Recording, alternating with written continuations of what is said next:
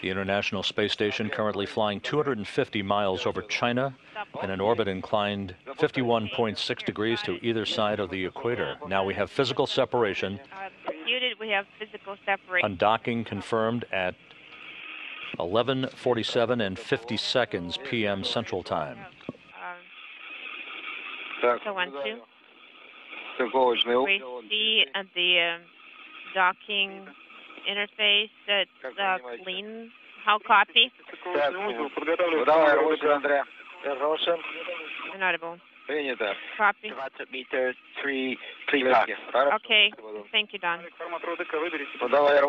Don Pettit speaking in Russian to Russian flight controllers, relaying parameters and Soyuz systems status. Once again, the Soyuz spacecraft undocking. The TMA-03M flying free from the International Space Station, undocking occurring at 11:47 and 50 seconds p.m. Central Time, as the Soyuz and the International Space Station flew 250 miles over China. 9. Okay, I9. Okay, G5 selected. At this point, Oleg Kononenko is currently activating the digital autopilot system on this spacecraft for a test of the systems associated with that component. Again, this is a test that was pre-planned, designed to test the system in advance of its use in the future, should it become necessary for a manual docking of the Soyuz to the International Space Station's Russian segment. Stabilization, yes. Go ahead and activate it. We activated stabilization. We have the message illuminated. Range of 5 squares. Inaudible. 10 meters. 10 meters.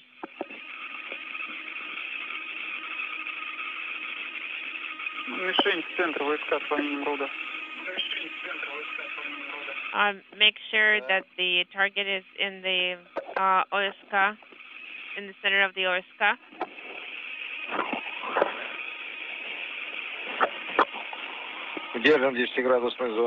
We're keeping it in the 10-degree range, in the 10-degree zone.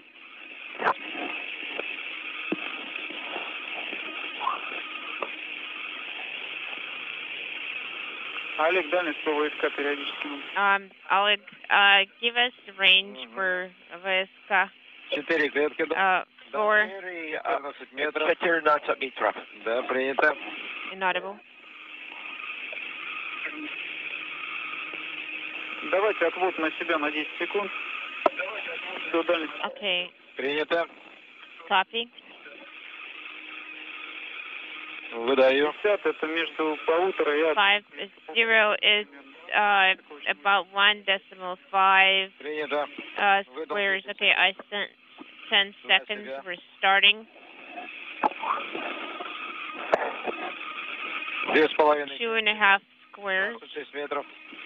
26. You're listening to Soyuz Commander Oleg Kononenko relaying data from his digital autopilot system on the Soyuz TMA-03M, again part of a test to validate the capability of this system for manual dockings in the future.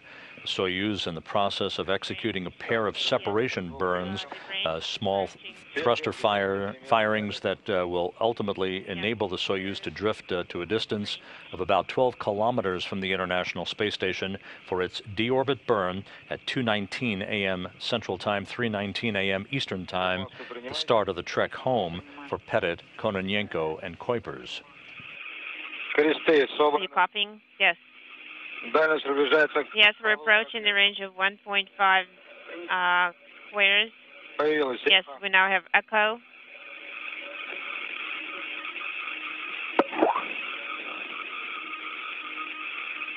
Range is 1.5 squares.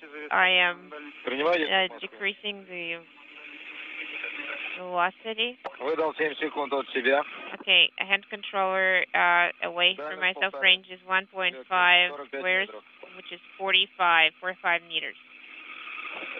So should I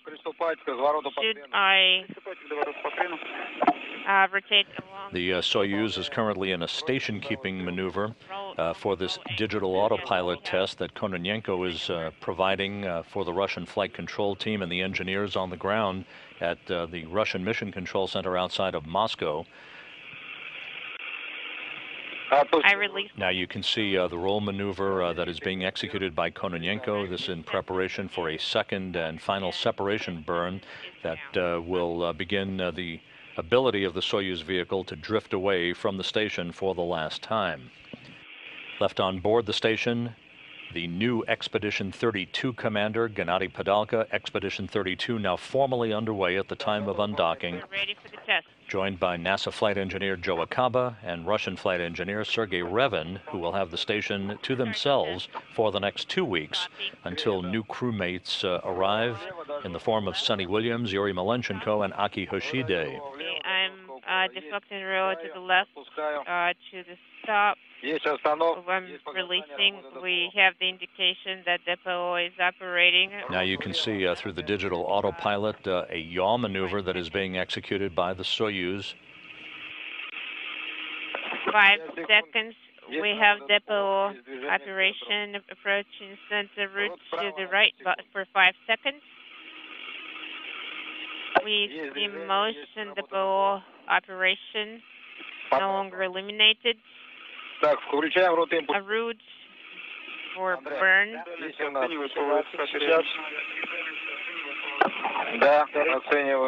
Range. Range is a little bit more than, a little bit greater than 1.5, whereas maybe a little bit 1.8. We see motion 1 square, releasing the hand control of the bow operation.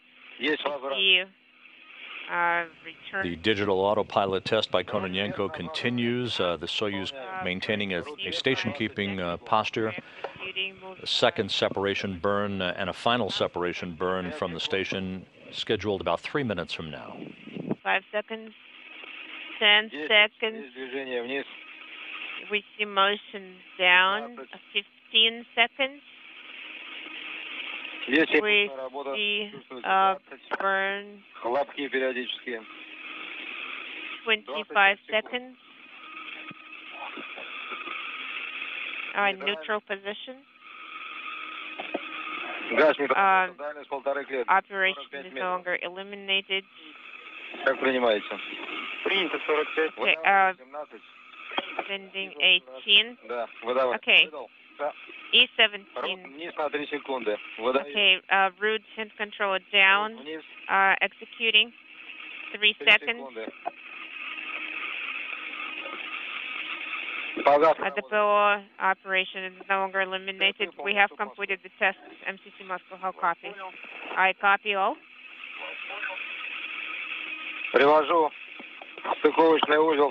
I'm going to bring the docking assembly into the VSK center. I have 125 or 1.5 squares should be your range. Okay, copy. Antares. This view now coming in your upper left-hand corner from an external camera on the Soyuz vehicle, looking directly at the Rosviet module that the spacecraft separated from about 9 minutes ago. Undocking again occurring just a few seconds before 11:48 p.m. Central Time. The undocking occurring over China at an altitude of 250 statute miles. Kononenko fired the thrusters on the Soyuz vehicle to back away from the station to a distance of about 50 meters for the checkout of a digital autopilot system on the Soyuz that one day may be used for manual redocking of a Soyuz vehicle to the International Space Station. standing by for a second and final separation burn to maintain an opening distance for the Soyuz to a range of about 12 kilometers away from the station, where the deorbit burn of the Soyuz will take place about 2 hours and 22 minutes from now. Kind of went out of our way a little bit in the pitch. Other than that, I think everything was pretty stable. Right now is about 0.8 of a square, and we're backing out. Copy. Meanwhile, down in Kazakhstan, helicopters are en route, part of the Russian search and recovery forces known as Rosaviatsia. They are en route from the staging city of Karaganda down to either Zhezkazgan, a town to the southwest of Karaganda at a distance of about 460 kilometers, where the helicopters will be refueled. Several of the helicopters will be airborne within the next 20 minutes or so from Karaganda directly to the prime landing site.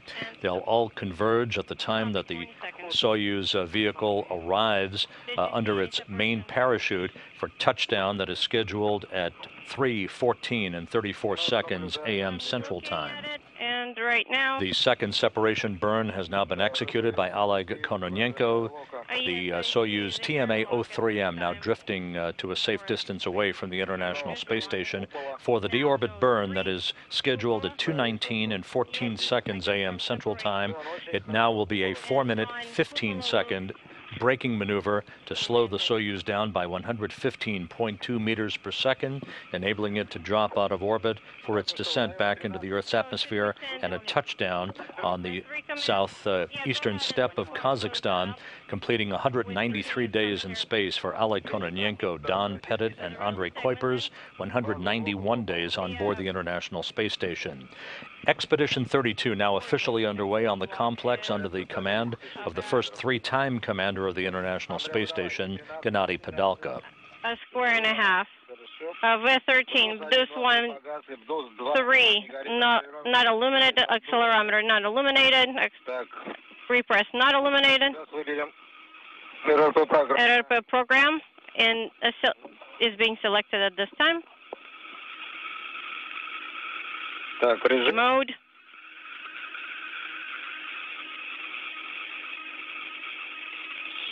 RRP program not illuminated. E1, go ahead and send that, please. In work, E1. E6. E6 or E8. V8, I'm sorry, I misled you. Yes, V8. Please send that command, Andre. L2. Copy, L2. Good copy. L2. L18. Did you send that command? Yes. V18. We're passing by ATV, Andre, by the way. So V18 still needs to be sent. Switch over and work. Andrei Kononenko reminding his board engineer, Andrei Kuipers, who is strapped into the seat to Kononenko's left in the descent module of the Soyuz spacecraft, to take a look, one final look at the Johannes Kepler automated transfer vehicle that has made it to the aft end of the Zvezda service module. The Soyuz is phasing directly below and behind the International Space Station, ultimately to a distance of 12 kilometers for the deorbit burn. That will be coming up about 2 hours and 18 minutes from now. Almost nothing. Moscow, we're done with closeout ops. Copy. Schedule parameters 166, 167, pressure.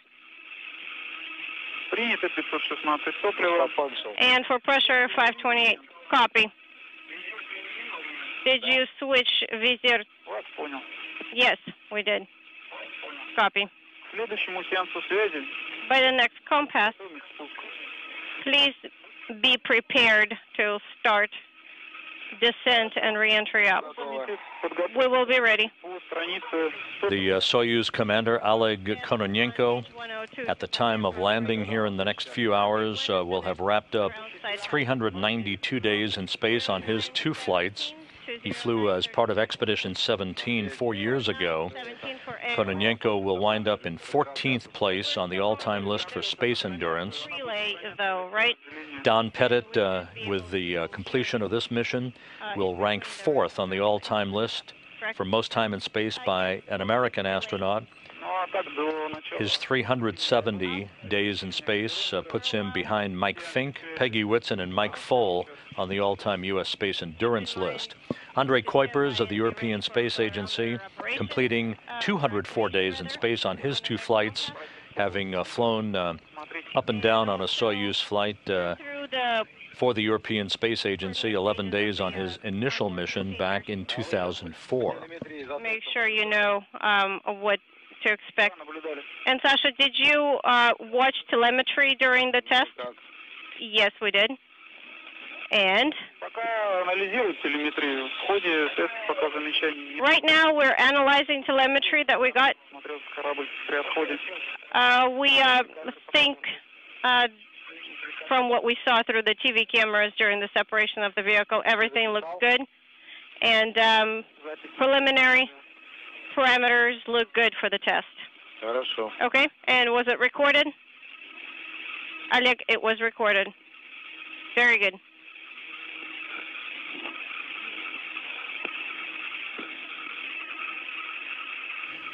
Oleg Kononenko, the Soyuz commander, strapped into the center seat of the descent module, the center section of the Soyuz spacecraft, receiving good reports from the Russian flight controllers at the Russian Mission Control Center outside Moscow on the completion of that digital autopilot test, once again verifying a component, an upgraded component in the Soyuz spacecraft that would enable a redocking or a manual docking of a Soyuz to the Russian segment of the station in the unlikely event of the failure of an automated cores system on board the complex. This would enable a Soyuz commander to manually fly the Soyuz vehicle in for a docking in a much more facile manner than before, without the station crew having to tend to the reorientation of the station. Antares, Mission Control Moscow, go ahead. No, actually it was Gennady calling the ISS flight control room.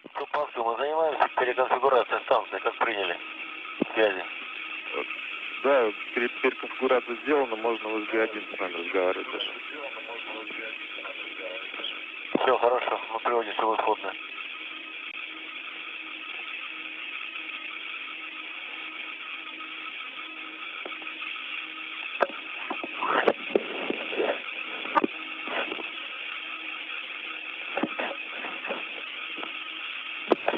The Soyuz TMA-03M, visible from cameras on the International Space Station as well as the complex, flying over the North Pacific at an altitude of 250 statute miles. Both spacecraft beginning a northwest to southeasterly track that will carry the 2 vehicles into an orbital sunset just a few minutes from now.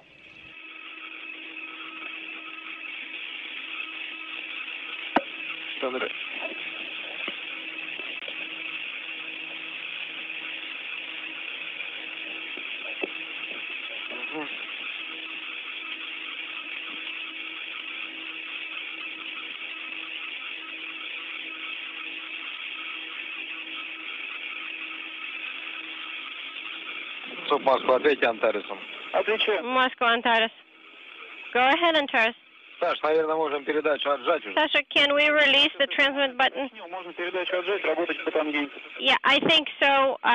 Let me just double check on that, but I think we're good with that, and you can press on for the rest of the free flight with the push to talk button to talk to us. Okay, and we're releasing the transmit button.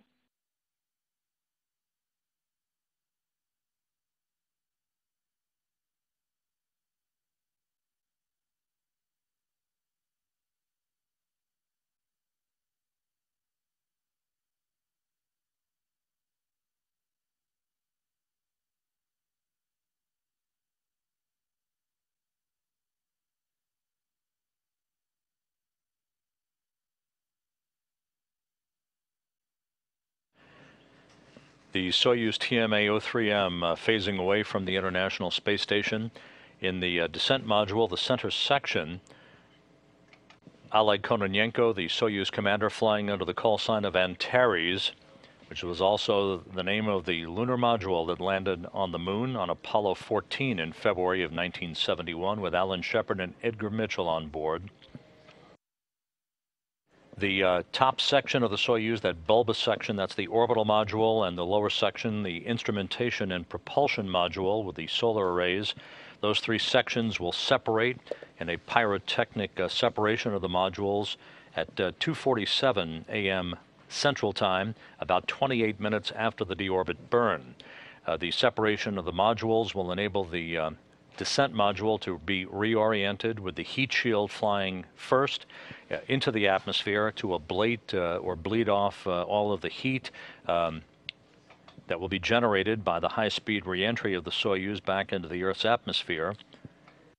Atmospheric entry reaching the first traces of the Earth's atmosphere at an altitude of about 400,000 feet will occur at 2:50 a.m. Central Time. That will be followed by the command to begin the sequence of parachute deployments. First, a drogue chute that will deploy. The drogue chute will cant the Soyuz spacecraft at an angle. The drogue chute, which measures about 24 square meters, will slow the Soyuz down from a descent rate of 230 meters per second to just 80 meters per second.